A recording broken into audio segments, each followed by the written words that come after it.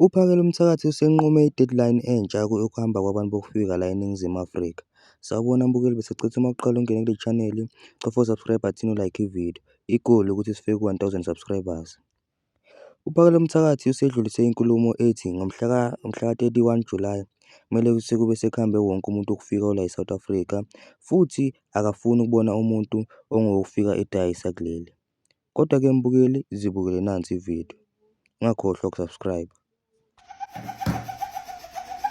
Shit me ngasho ngathi sophuma emgonqweni, sesaphuma ke emgonqweni bafowethu, saphuma emgonqweni sabikezela la ukuthi sizophuma emgonqweni. Masiphuma emgonqweni siyaphuma siyosebenza njengoba lokhu kuphishwa kwabantu kwalontshwa la kwaNongoma, sibuyela ke Zululand sizoqala phansi umshikashiko omuva. 31 July asikho isitolo somuntu okufika okufanele kube ukuthi sisavulile eSouth Africa.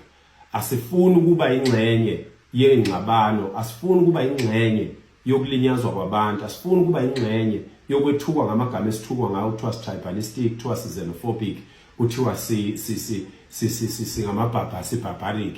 Asinandaba nalezo zinto, kodwa sithanda ukubizwa ngalezo zinto. Ingakho ngaso sonke isikhathi usithola sibeka iminqamula juqu ukukhombisa ukuthi asinayo inkinga nalabo bantu. Le minqamula juqu esuke siyibeka sisuke senza ama deadline okukhombisa ukuthi abukho ubube sifuna ukwenza kini, but we are giving you this time to sort out your stories, sort out your businesses, sort out yourself and leave the country. By right, you can't own a spaza shop in South Africa. By right, you can't own a saloon, a car wash, or a barber shop, or any small business.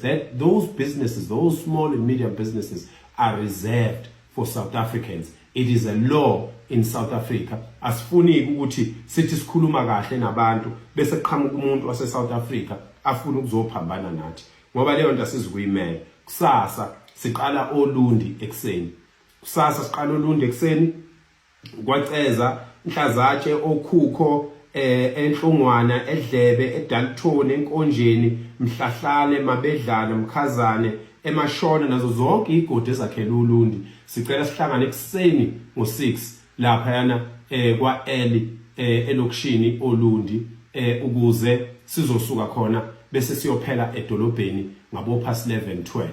Masisuka lapho ngo1 kuhlanganwe police station kwaNongoma, kuhlanganwa ngo1 epolice station kwaNongoma, siyahamba sidabule edolobheni siyongena emhlanganweni egroundini kwaLindizwe, siyonikeza umhlahlandlela ukuthi kusuka manje kuyaphambili kwenzakalani.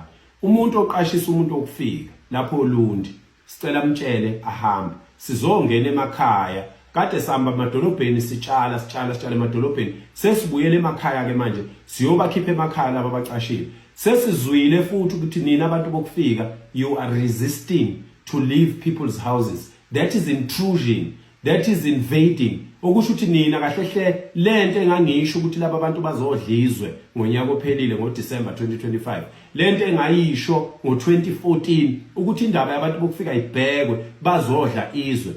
We've built an army, we've built a men's army of this country to make sure that we protect this country.